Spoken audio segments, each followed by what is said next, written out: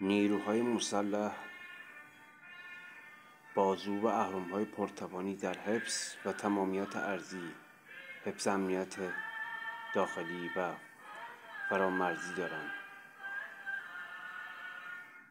سپاه و ارتش با هم برادرن. ارتش فدای ملته، ارتش فدای ملته. با همین ارتش و سپاهی که داریم مطمئن باشید دشمنای ایرانو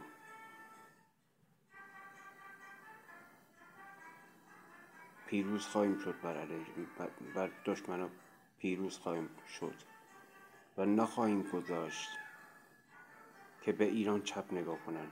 به ایران بیاندیشید. سپاه و ارتش برادرای ما هستن، منتها اسمشان فرق میکنه. سپاه و ارتش هر دو ارتشیان، هم سپاه و هم ارتش. برای حفظ و تمامیت ارضی سپاه و بسیج ارتش با هم ادغام بشن. فقط ما چیزی کم نداریم، فقط یک فرماندهی هوشمند میخواد، فرماندهی هوشمندانه و نیروهای فدایی میهن.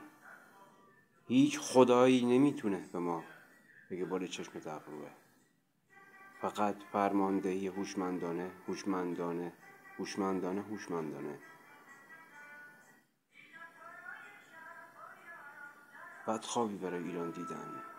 بدخوابی برای ایران دیدن.